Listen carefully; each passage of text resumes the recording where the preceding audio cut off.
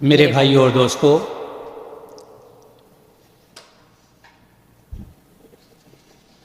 کون کہاں جائے گا اور وقت کس کو کہاں لے جائے گا یہ کوئی نہیں جانتا ہے۔ میں بڑے ادب اور احترام کے ساتھ سب سے پہلے آپ تمام حضرات سے یہ کہوں گا کہ بالکل تیار ہو جائیے آپ شیخ صاحب کے ایک ایک کلمات کو سننے کے لیے، جس کے لیے آنن فانن یہ مجلس قائم کی گئی۔ میں شیخ صاحب سے گزارش کروں گا کہ آپ جس طرح سے ہمیں ہمیشہ نوازتے رہے ہیں اپنے مفید مشوروں سے، اپنے تجربات سے، اپنے علم کی روشنی میں، کتاب و سنت کی روشنی میں ہمیں روشنیاں فراہم کرتے رہے ہیں، آج کی اس مجلس میں آپ اسی طرح سے ہمیں کچھ نصیحت، کچھ دعوت کا طریقہ، کچھ آگے بڑھنے کے، قدم بڑھانے کے طریقے، کس طرح سے ہمیں آگے جانا ہے، کس طرح سے ہمیں کیا کرنا ہے، وہ ہمیں نواز دیں۔ میں بڑے ادب اور احترام کے ساتھ فضیلت الشیخ عبدالقدوس نذیر حفظہ اللہ سے گزارش کرتا ہوں، التماس کرتا ہوں کہ آپ اپنے قیمتی کلمات سے ہمیں نوازیں۔ آپ کے سامنے فضیلت الشیخ عبدالقدوس نذیر حفظہ اللہ۔ الحمدللہ رب العالمین والصلاة والسلام علی اشرف المرسلین نبینا محمد وعلی آلہ وصحبہ اجمعین، اما بعد۔ اعوذ باللہ من الشیطان الرجیم۔ ومن احسن قولا ممن دعا الی اللہ وعمل صالحا وقال اننی من المسلمین۔ معزز سامعین کرام، یقیناً آپ لوگوں کی جدائی میرے لیے بڑی مشکل چیز ہے، لیکن انہیں تمام چیزوں سے بچنے کے لیے میں نے اپنے پروگرام کو آپ لوگوں سے مخفی رکھا، لیکن ایک ذہین اور فتین آدمی سے یہ کہاں چھپ سکتے تھے۔ ایک دوسرے کام کے لیے گئے، لیکن باتوں بات میں مجھ سے وہ راز بلوا ہی لیا جس کو میں چھپا رہا تھا، اور میں نہیں چاہتا تھا کہ میری وجہ سے لوگ تکلفات میں مبتلا ہوں۔ اور ان دنوں جو ہے میری طبیعت جو ہے پہلے تو گھٹنے کے درد سے مجبور تھا، اچانک جو ہے 4-5 دن سے سر میں ایسا چکر آ رہا ہے کہ ذرا سے نیچے جھکیں تو معلوم ہوتا ابھی گر پڑیں گے، چلتے ہوئے بھی ڈر لگتا ہے کہ کہیں گر نہ پڑیں۔ ان تمام چیزوں سے بچتے ہوئے میں یہ نہیں چاہتا تھا کہ میرا راز میرے جانے کے بعد جو ہے لوگوں پر آیا ہوں، کیونکہ میں جانتا تھا کہ لوگ تکلفات میں مبتلا ہوں گے اور خود جو ہے اپنے آپ کو زحمت میں مبتلا کریں گے اور مجھے بھی مبتلا کریں گے۔ بہرحال اللہ تعالیٰ جزائے خیر دے شیخ منصور صاحب کو اور عزیز گرامی شیخ حسان بن ابو المکرم کو کہ انہوں نے کل مجھے میری زیارت کا شرف بخشا، اور حسنائے زیارت باتوں بات میں یہ راز ان کو معلوم ہو گیا، اور انہوں نے آنن فانن یہ ملاقات رکھی۔ میں لاکھ وہ کرتا رہا کہ میں میری طبیعت گوار نہیں ہے، اضلاع نہیں ہے، لیکن وہ میری کوئی چیز نہیں مانے، اور بہرحال یہ پروگرام رکھ ہی دیا۔ بہرحال اس مناسبت سے چونکہ یہ دعات کی محفل ہے، اس لیے میں دعات کے تعلق سے کچھ باتیں آپ لوگوں کے سامنے رکھتا ہوں۔ اور چونکہ جب سے میں ریاض میں آیا ہوں دعوت و تبلیغ کے پروگرام سے مرتبط رہا ہوں،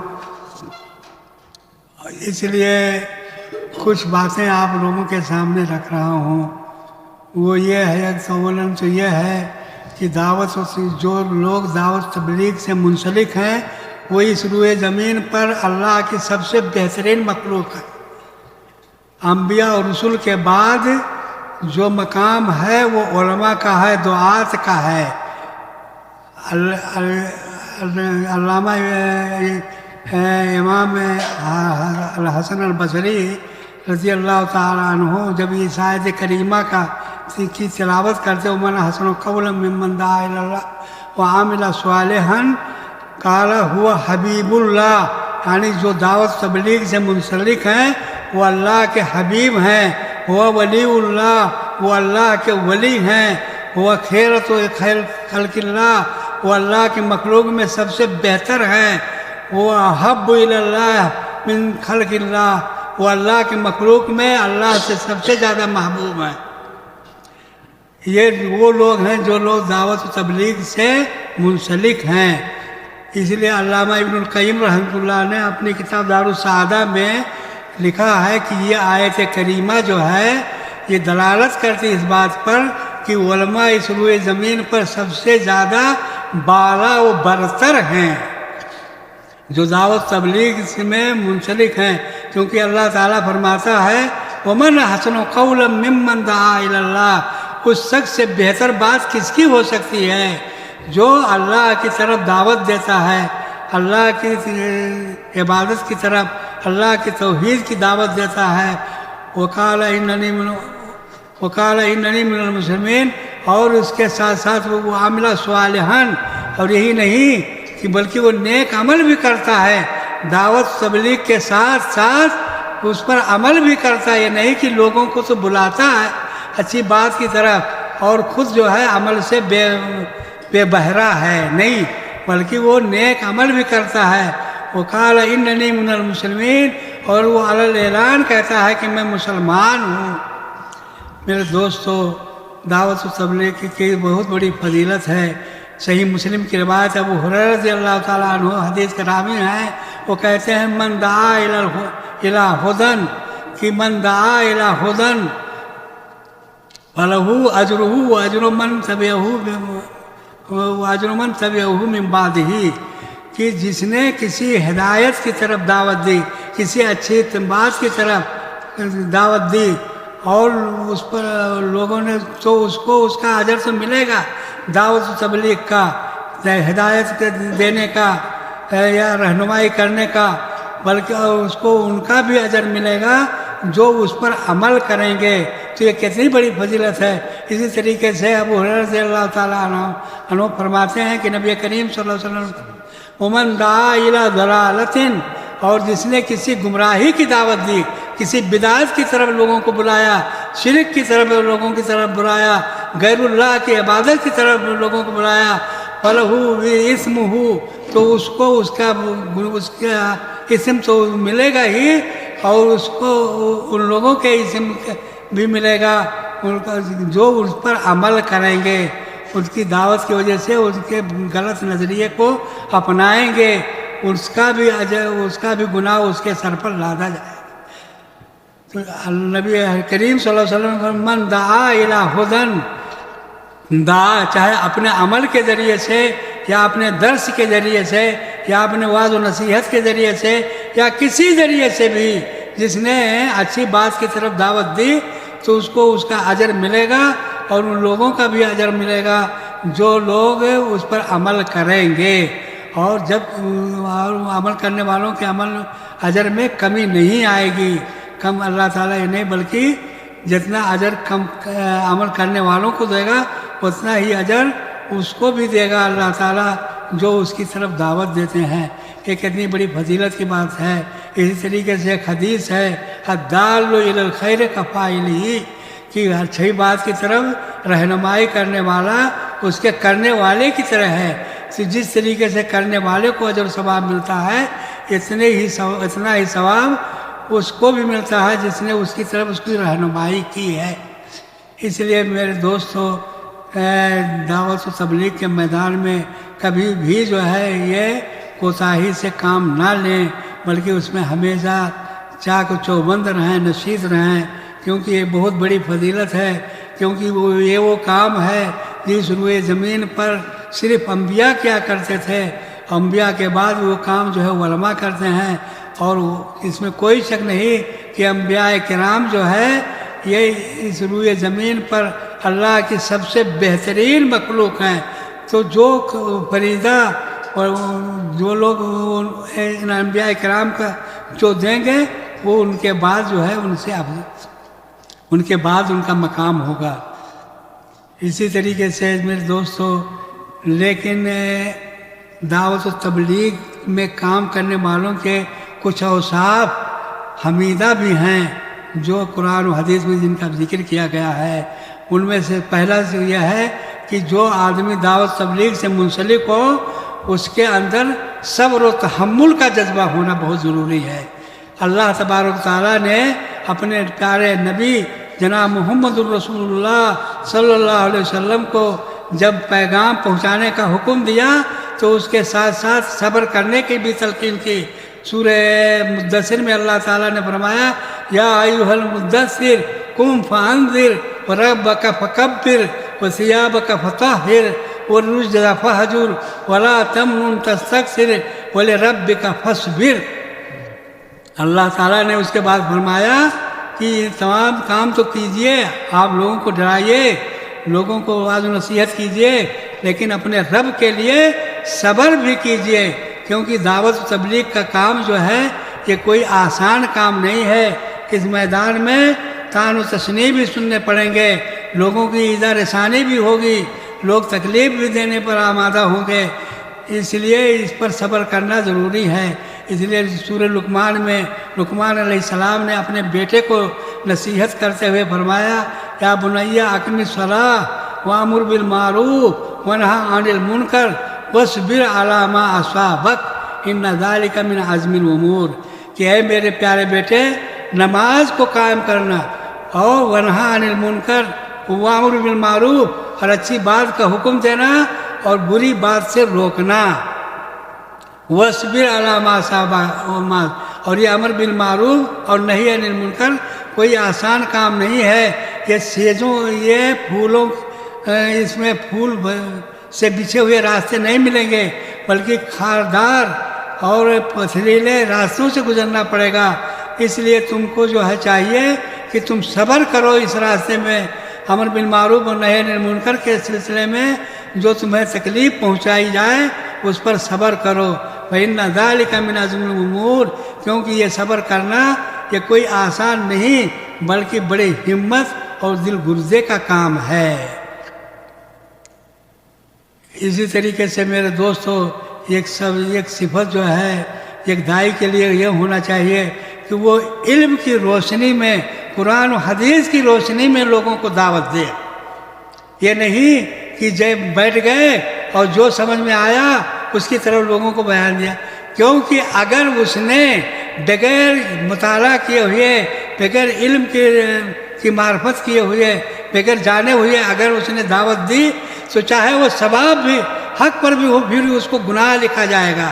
اس لیے ایک داعی کے لیے ضروری ہے کہ وہ پہلے علم سیکھے، پہلے مطالعہ کرے قرآن و حدیث کی روشنی میں، پھر لوگوں کو بتایا۔ اللہ تعالیٰ نے سورہ محمد آیت نمبر 19 میں فرمایا فَاعْلَمْ أَنَّهُ لَا إِلَٰهَ إِلَّا اللَّهُ وَاسْتَغْفِرْ لِذَنبِكَ وَلِلْمُؤْمِنِينَ وَالْمُؤْمِنَاتِ۔ اللہ تعالیٰ نے نبی کریم صلی اللہ علیہ وسلم کو خطاب کر کے فرمایا کہ فَاعْلَمْ، اے پہلے جان لیجئے، پہلے علم حاصل کر لیجئے کہ اللہ کے علاوہ کوئی معبود نہیں ہے، پھر اس کے بعد آپ اپنی مغفرت کے لیے اور مومنوں اور مسلمان اور مومنات کی مغفرت کے لیے دعا کیجئے۔ امام بخاری رحمہ اللہ نے اپنی کتاب صحیح بخاری میں کتاب العلم میں ایک باب باندھا ہے، باب العلم قبل القول والعمل، کہ کہنے اور کرنے سے پہلے علم سیکھنا یہ ضروری ہے، یہ باب انہوں نے باندھا ہے۔ اسی طریقے سے اللہ تعالیٰ نے فرمایا قُلْ هَٰذِهِ سَبِيلِي أَدْعُو إِلَى اللَّهِ عَلَىٰ بَصِيرَةٍ أَنَا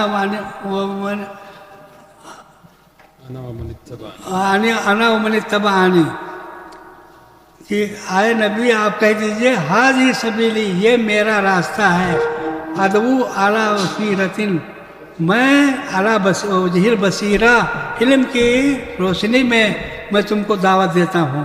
اس سے معلوم ہوتا ہے کہ بغیر مطالعہ کیے ہوئے قرآن و حدیث کی معرفت سے معرفت لیے ہوئے بغیر لوگوں کو کسی چیز کی دعوت دینا یہ صحیح نہیں ہے، بلکہ یہ تو شیطان چاہتا ہے کہ وہ لوگ جو ہے یا علماء جو ہے بغیر علم کے وہ اللہ تعالیٰ نے سورہ بقرہ میں فرمایا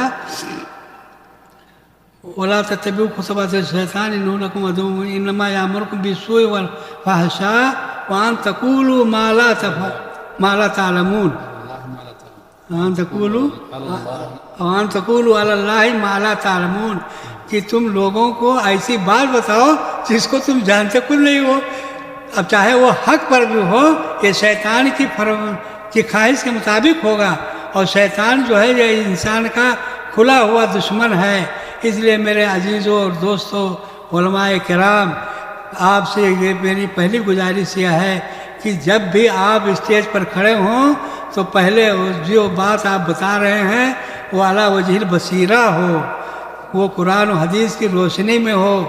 اسی طریقے سے ایک بہترین اسلوب بھی اس کے لیے اختیار کیجیے، کیونکہ حق جو ہے صرف لوگوں کو پہنچا دینا یہ کافی نہیں ہے، بلکہ حق کے لیے ایک حکمت عملی بھی جیسا کہ اللہ تعالیٰ نے فرمایا وَادْعُوا إِلَىٰ سَبِيلِ رَبِّكَ بِالْحِکْمَةِ وَالْمَوْعِظَةِ الْحَسَنَةِ کہ حکمت کے ذریعے سے ایک مسئلہ ہے کہ ایک آدمی ایک بادشاہ تھا، اس نے خواب بھی دیکھا کہ میرے تمام تار جھڑ گئے ہیں. اس نے تمام معبرین کو بلایا، ایک معبر سے پوچھا کیا اس کی تعبیر ہے. اس نے کہا کہ اس کی تعبیر یہ ہے کہ آپ کی موجودگی میں آپ کے تمام کھیس و اکابر مر جائیں گے. تو اس نے کہا کہ تب میں زندہ رہ کے کیا کروں گا جب میرے تمام کھیس و اکابر مر جائیں گے. اس لیے اس نے حکم دیا اور اس کے معبر کی بھی گردن مار دی گئی. دوسرے کو بلایا، کہا کیا اس کی تعبیر ہے. تو اس نے کہا کہ دیکھیے بات وہی ہے. اس نے کہا کہ بادشاہ دیکھیے آپ کی عمر اتنی لمبی ہوگی کہ آپ کی موجودگی میں تمام لوگ مر جائیں گے اور آپ زندہ رہیں گے. وہ خوش ہو گئے. بات تو وہی تھی، لیکن بیان کرنے کا فرق یہ تھا. ایک دیہاتی مسئلہ ہے مشہور ہے جو بیان کر دیتا ہوں کہ ایک آدمی کچھ لوگ جو ہے سفر پہ گئے، ایک گاؤں کے بغل میں پڑاؤ ڈالا. ایک آدمی گیا آگ مانگنے کے لیے، تو ایک نے کہا کہ میرے باپ کی مہری آگ دے دو. اور اس نے جو ہے لے کر گالی دے کر دھکا دے کر کے بھگا دیا. کیا ہوا؟ کہا اس طرح گیا میں نے کہا، تو اس نے آگ دینے کی وجہ اس کو مارنے کے اتارو ہو گئی. تو دوسرا گیا، اس نے کہا کہ میری ماں ذرا آگ دے دو. کہا لو بچہ آگ نہیں اور کچھ چاہیے تو اور ہم تو دینے کے لیے دے. دیکھیے بات ایک ہی ہے، اگر گہرائی سے دیکھیے تو بات ایک ہی ہے، لیکن اسلوب الگ الگ ہے. اس لیے حق بات کے لیے یہ نہیں ہے کہ آپ ڈنڈا مار سے پہنچائیے غلط، بلکہ اچھے اسلوب میں اس کو پہنچائیے لوگوں تک تاکہ لوگ اس کو وہ قبول کریں. ایک دائی کی ایک شان یہ بھی ہوئے ادعو الی سبیل ربک بالحکمۃ والموعظۃ الحسنہ. اسی طریقے سے اور بہت سارے صفات ہیں جو بہرحال اس وقتی طور پر جو چند حاضر ہوئے ان کو میں نے بیان کیا. اسی طریقے مستمعین سے بھی ایک گزارش میری یہ ہے کہ وہ غور سے لوگوں کے علماء کی بات کو غور سے سنیں، جیسا کیونکہ ان کے لیے اللہ تبارک و تعالیٰ نے ایسے لوگوں کے لیے جنت کی خوشخبری دی ہے. الذین یستمعون القول فیتبعون احسنہ، کہ وہ لوگ جو بات کو غور سے سنتے ہیں، بڑے دھیان سے سنتے ہیں، لیکن ہر بات کو نہیں کہ قبول کر لیتے ہیں کہ جو اچھی لگی وہ قبول کر لیا، نہیں، بلکہ فیتبعون احسنہ اس کو قبول کرتے ہیں، اس کی پیروی کرتے ہیں جو ان میں اچھی ہوتی ہے. اور احسن کون ہوگی؟ جو قرآن و حدیث کے مطابق ہوگی. جیسا کہ اللہ تعالیٰ نے فرمایا وَأَحْسِنُوا وَاتَّبِعُوا أَحْسَنَ مَا أُنزِلَ إِلَيْكُم مِّن رَّبِّكُمْ، ان اچھی باتوں کی تم پیروی کرو جو تم پر نازل کی گئی ہے. من قبل ان یاتیکم العذاب بغتۃ وانتم لا تشعرون، اسی سورہ زمر میں اللہ تعالیٰ نے فرمایا، اور سورہ اعراف میں اللہ تعالیٰ نے فرمایا اتبعوا ما انزل الیکم، جو تمہارے پاس نازل کی گئی ہے اس کی پیروی کرو. ولا تتبعوا من دونه اولیاء، اور ان کی پیروی نہ کرو دوسرے اولیاء کی کہ یہ ان کی بات اچھی لگ رہی ہے اس لیے اس کی بھی پیروی نہیں. کہ اس کو سنیے، غور سے سنیے، پھر دیکھیے قرآن و حدیث کے مطابق ہے کہ نہیں ہے. اگر قرآن و حدیث کے مطابق ہو تو اس پر تو عمل کیجئے، ورنہ اس کو ٹھکرا دیجئے. بہرحال یہ چند باتیں تھیں جو بطور نصیحت کے میں نے آپ لوگوں کے سامنے رکھ دی. بہرحال اچانک یہ کہنا ہوا، اور چونکہ بولنے کی عادت ہے نہیں اتنی، اس لیے بڑی دشواری آتی ہے. اللہ تعالیٰ سے دعا ہے کہ اللہ تعالیٰ پھر ہم کو اور آپ کو کسی اس طرح کی مجلس میں اکٹھا کرے اور آپ لوگوں سے ملاقات ہو. آپ لوگوں سے گزارش ہے کہ آپ ایک آدمی کو اپنے اندر نہیں پائیں گے، اور میں تو کئی سینکڑوں دسیوں کو نہیں پاؤں گا. جیسے شیخ منصور صاحب ہیں، شیخ فرقان صاحب ہیں، شیخ عبدالحلیم بلال صاحب ہیں، شیخ توصیف الرحمان صاحب ہیں، اور دیگر کتنوں کا میں نام لوں. سب لوگوں کو میں جو ہے اس امید کے ساتھ جدا کر رہا ہوں کہ اللہ تعالیٰ جو ہے کسی اقرب فرصت میں آپ لوگوں سے ملاقات کروائے اور آپ لوگوں سے ملاقات ہو. اللہ تبارک و تعالیٰ سے دعا ہے کہ اللہ رب العالمین. اور دوسری میری ایک وجہ یہ بھی ہے، میرے جانے کی وجہ میں بھی بتا دوں. ایک تو یہ ہے کہ کمزوری اتنی آ چکی ہے کہ میں انتاج نہیں ہو پاتا مجھ سے. تو اب میرے لیے یہ مشکل تھا کہ کسی کی کفالت میں رہوں اور وہ اس کا جو ہے کھانا پوری کرتا رہوں. میں نے اسے کہہ دیا کہ مجھے انتاج نہیں ہو پا رہا ہے. دوسرا یہ ہے کہ اللہ کے توفیق سے اور اس کے فضل سے اپنے علاقے میں میں نے ایک ادارہ قائم کیا ہے جو مرکز تحفیظ القرآن و دعوت و تعلیم کے نام سے موسوم ہے، اور اس کے تقاضے یہ ہیں کہ میں وہاں رہوں اور قریب سے اس کا نگرانی کروں تاکہ کام جو ہے صحیح طریقے پر ہو سکے. یہ دو وجہ تھی میرے یہاں سے چھوڑنے کی. اللہ تعالیٰ سے امید کے ساتھ چاہ رہا ہوں کہ اللہ تعالیٰ پھر دوبارہ آپ لوگوں سے ملاقات کروائے اور اکٹھا ہوں اور آپ لوگوں کے سے مستفید ہوں. اقول قولی ھذا واستغفر اللہ ولکم ولسائر المسلمین فاستغفروہ انہ ھو الغفور الرحیم.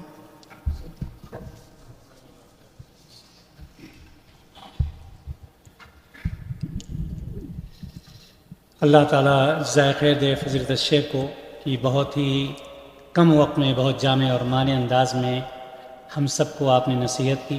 اللہ تبارک و تعالیٰ شیخ موصوف کو صحت و تندرستی عطا فرمائے اور اسی طرح سے آپ کی نصیحتیں ہم تک پہنچتی رہیں.